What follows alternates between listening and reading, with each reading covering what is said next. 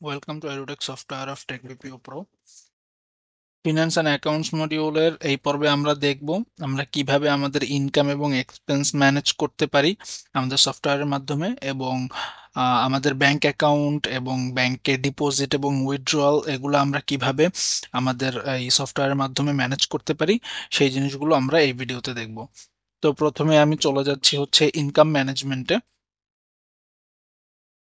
Income ম্যানেজমেন্টে যদি আমরা প্রথমে আসি, এখানে আমরা দেখতে পাবো ইনকাম পার্টিকুলার্স। এই পার্টিকুলার্স গুলো কিভাবে ক্রিয়েট করতে হবে সেগুলো আমরা প্রথমে দেখে নেই। এখান থেকে যদি আমি নিউ ইনকাম পার্টিকুলারে ক্লিক করি, তাহলে এখানে আমি হচ্ছে প্রথমে প্যারেন্ট হেড দিতে পারবো এবং পরে একটি সাব হেড দিতে পারবো। আমাদের এই পার্টিকুলার গুলো এভাবেই ক্রিয়েট করতে হবে। প্রথমে আমাকে একটি প্যারেন্ট হেড ক্রিয়েট করতে হবে, তারপরে আমাকে তার আন্ডারে একটি সাব হেড ক্রিয়েট করে নিতে হবে। তো আমি যদি প্রথমে একটি প্যারেন্ট হেড ক্রিয়েট করতে চাই, সেক্ষেত্রে আমার এইখানে হচ্ছে কোনো কিছু সিলেক্ট না করে জাস্ট হচ্ছে এইখানে সেই হেডটির নাম দিতে হবে। তো এখানে আমি দিতে পারি হচ্ছে উম, কি কি পদ্ধতিতে হচ্ছে আমাদের ইনকাম হতে পারে। তো তার ভিতরে একটা হতে পারে ডোনেশন। তো আমি হচ্ছে ডোনেশন নাম দিয়ে সাবমিট অ্যান্ড সেভে ক্লিক করলাম। তাহলে আমি যদি যদি এখন এটা কেটে দিই, তাহলে আমি এখানে দেখতে পাবো যে ডোনেশন নামে আমার একটি প্যারেন্ট হেড ক্রিয়েট হয়েছে। শুধু প্যারেন্ট হেড ক্রিয়েট করলেই হবে না, এর আন্ডারে হচ্ছে আমার সাব হেড ক্রিয়েট করে নিতে হবে। তো সেই জন্য আমি হচ্ছে নিউ ইনকাম পার্টিকুলার এটার উপরে ক্লিক করলাম এবং এইখানে আমি হচ্ছে সিলেক্ট করলাম ডোনেশন, এবং এখানে আমি জাস্ট হচ্ছে সাবহেডে আমি দিয়ে দিতে পারি যে যে ডোনেশন দিচ্ছে তার নাম। সাপোজ আমি যদি হচ্ছে এখানে আমার নাম দেই এবং সাবমিট অ্যান্ড সেভ দেই, তাহলে আমি দেখতে পাবো এইখানে ডোনেশনের আন্ডারে আমার নাম হচ্ছে দেখা যাচ্ছে সাবহেড হিসাবে। তো এইভাবে আমরা হচ্ছে প্যারেন্ট হেড এবং সাবহেড ক্রিয়েট করে নিতে পারি। এরপরে আমরা দেখব যে কিভাবে আমরা হচ্ছে কোনো একটা নতুন ইনকাম এন্ট্রি দিতে পারি। তো আমি নিউ ইনকাম এন্ট্রিতে চলে যাব। নিউ ইনকাম এন্ট্রিতে গিয়ে আমি নিউ ইনকামের উপরে ক্লিক করব এবং নিউ ইনকামে ক্লিক করে এখান থেকে আমাদের ইনকাম হেডটা সিলেক্ট করতে হবে। যেমন আমি ডোনেশনের মধ্যে দিয়েছিলাম হচ্ছে আলিফ নাম, তো আমি এটা সিলেক্ট করে দিচ্ছি। এটা সিলেক্ট করে দিয়ে এখানে চাইলে আমি ডিসক্রিপশন লিখতে পারি এবং এখানে আমি হচ্ছে মেথড সিলেক্ট করে দিতে পারি যে কার্ড, ক্যাশ অথবা চেক। তো আমি ক্যাশই রাখছি। এখান থেকে ইনকাম অ্যামাউন্ট আমি দিয়ে দিলাম হচ্ছে 10,000। দেওয়ার পরে এইখানে আমাকে ডিপোজিট অ্যাকাউন্ট এটা সিলেক্ট করে দিতে হবে যে এই অ্যামাউন্টটা আসলে কোন অ্যাকাউন্টে যাবে। আমি কি অ্যাসেটের মধ্যে পাঠাবো, নাকি হচ্ছে ওনার্স ইকুইটি এটার মধ্যে পাঠাবো, না লায়াবিলিটি এটার মধ্যে পাঠাবো। তো এই জিনিসগুলো আমাদেরকে এখান থেকে সিলেক্ট করে দিতে হবে। তো আমি এখানে জাস্ট ক্যাশ অ্যাট হ্যান্ড দিয়ে দিচ্ছি। ক্যাশ অ্যাট হ্যান্ডে আমি অ্যাড করে দিচ্ছি এবং এটা সিলেক্ট করে দিয়ে আমি যদি সাবমিট অ্যান্ড সেভে ক্লিক করি, তাহলে আমার একটি ইনকাম অ্যাড হয়ে গেছে। এখন যদি হচ্ছে আমি এখানে দেখি, যে আমি দেখতে পাবো যে 26/2/2025-এ আমার একটি ইনকাম এখানে আমি অ্যাড করতে পেরেছি। তো ঠিক সেম ওয়েতে আমরা হচ্ছে এক্সপেন্স ম্যানেজমেন্টে যদি যাই, এক্সপেন্স ম্যানেজমেন্টেও আমরা সেম ওয়েতে প্রথমে একটি প্যারেন্ট হেড ক্রিয়েট করব, এর আন্ডারে আমরা একটি সাব হেড ক্রিয়েট করব। এরপরে আমরা হচ্ছে কোনো নতুন এক্সপেন্স আমরা এন্ট্রি দিতে পারবো। তো আমি যদি এখন এখানে এক্সপেন্স প্যারামিটার সেটিংসে চলে যাই, এখানে নিউ এক্সপেন্স হেড এখানে যদি আমি ক্লিক করি, তাহলে আমাদের সামনে প্রথমে আসবে ক্রিয়েট হেড। এইখান যদি আমাদের হেড ক্রিয়েট করতে হয় সেক্ষেত্রে আমরা ক্রিয়েট করব ও এইখানে জাস্ট নাম দিয়ে দিব যে আমরা কি রকম প্যারেন্ট হেড ক্রিয়েট করতে চাচ্ছি। আর যদি প্যারেন্ট হেড ক্রিয়েট করতে না হয়, আগে থেকে করা থাকে, সেক্ষেত্রে আমরা জাস্ট এইখানে সেই প্যারেন্ট হেডটা সিলেক্ট করে দিব। সো আমার এখানে যেহেতু অনেকগুলো প্যারেন্ট হেড ক্রিয়েট করা আছে, আমি আর প্যারেন্ট হেড ক্রিয়েট করলাম না, আমি জাস্ট এখান থেকে যে কোনো একটা সিলেক্ট করে দিচ্ছি। যেমন আমি যদি এখান থেকে সিলেক্ট করে দেই যে হাউস রেন্ট বা হোম রেন্ট, আমি এখান থেকে হাউস রেন্ট সিলেক্ট করে দিলাম এবং এর আন্ডারে হচ্ছে কোন মাসের হাউস রেন্ট দিচ্ছি আমি জাস্ট সেটা দিয়ে দিতে পারি সাব হেড হিসেবে। তো আমি এখানে দিতে পারি হচ্ছে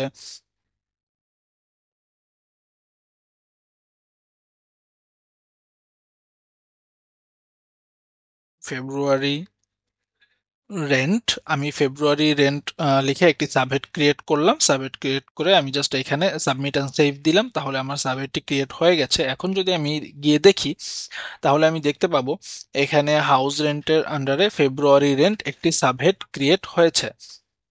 এখন চাইলে আমি যদি কোনো একটা এক্সপেন্স হচ্ছে এন্ট্রি দেই, নিউ এক্সপেন্সের উপরে আমি ক্লিক করব। নিউ এক্সপেন্সের উপরে ক্লিক করে আমি সেই সাবহেডটি সিলেক্ট করব, ফেব্রুয়ারি রেন্ট। ফেব্রুয়ারি রেন্ট আমি সিলেক্ট করলাম। এরপরে আমি এখানে চাইলে ডিসক্রিপশন লিখব, তারপরে আমি মেথড সিলেক্ট করব, ক্যাশ, কার্ড অথবা চেক, আমি ক্যাশই রাখলাম এবং এখান থেকে আমি হচ্ছে এটা সিলেক্ট করে দিলাম হচ্ছে 5,000 দিয়ে। তারপরে এটা আমি কোথা থেকে এক্সপেন্স করতেছি, তো সেটা আমাকে সিলেক্ট করে দিতে হবে। যেহেতু আমি ক্যাশ অ্যাট হ্যান্ডে ব্যালেন্স অ্যাড করেছিলাম, তো আমি ক্যাশ অ্যাট হ্যান্ড থেকেই এটা এক্সপেন্স করি। তো সেক্ষেত্রে আমি এটা সিলেক্ট করে দিলাম। এটা সিলেক্ট করে দিয়ে সাবমিট অ্যান্ড সেভে যদি আমি ক্লিক করি, তাহলে আমার একটা নতুন এক্সপেন্স ক্রিয়েট হয়ে যাবে। আমরা যদি এটা কেটে দিয়ে এখানে দেখি, আমি 26/2/2025 ফেব্রুয়ারি রেন্ট 5,000, এটা এখানে চলে আসছে। এরপরে আমরা দেখব আহ, আমাদের হচ্ছে চার্টস অফ অ্যাকাউন্টস, যেটা এই জিনিসটা আমরা দেখব।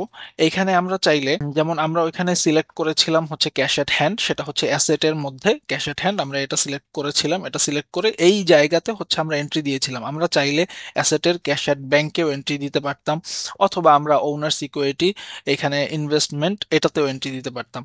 তো এইরকম যদি আমরা হচ্ছে কোনো অ্যাকাউন্ট সিলেক্ট ক্রিয়েট করে নিতে চাই আমাদের মতো করে, যে এখানে আচ্ছা আমি ক্যাশ এট হ্যান্ড আছে এবং ক্যাশ এট ব্যাংক আছে, আমি এখানে আরো একটি ক্রিয়েট করব, বা হচ্ছে এখানে ইনভেস্টমেন্ট আছে, এখানে ওনার্স ইকুইটি, এখানে আমি জাস্ট হচ্ছে আরো একটা ক্রিয়েট করব, সেক্ষেত্রে আমরা কি করব, নিউ অ্যাকাউন্ট হেডের উপরে ক্লিক করব। নিউ অ্যাকাউন্ট হেডের উপরে ক্লিক করে আমরা জাস্ট সিলেক্ট করব যে আমরা কোনটার ভিতরে একটা হেড ক্রিয়েট করতে চাচ্ছি। তো আমি এখানে ওনার্স ইকুইটি এটা সিলেক্ট করলাম এবং এইখানে আমি যদি হচ্ছে দিয়ে দেই যে হচ্ছে, এখানে আমি জাস্ট ডোনেশন লিখে দিলাম। ডোনেশন লিখে আমি সাবমিট এন্ড সেভ করলাম করি, তাহলে আমরা এখানে দেখতে পাবো ওনার্স ইকুইটিতে ডোনেশন, এই জিনিসটা অ্যাড হয়ে গেছে। এখানে জাস্ট ইনভেস্টমেন্ট এবং ডোনেশন দুইটা দেখাচ্ছে।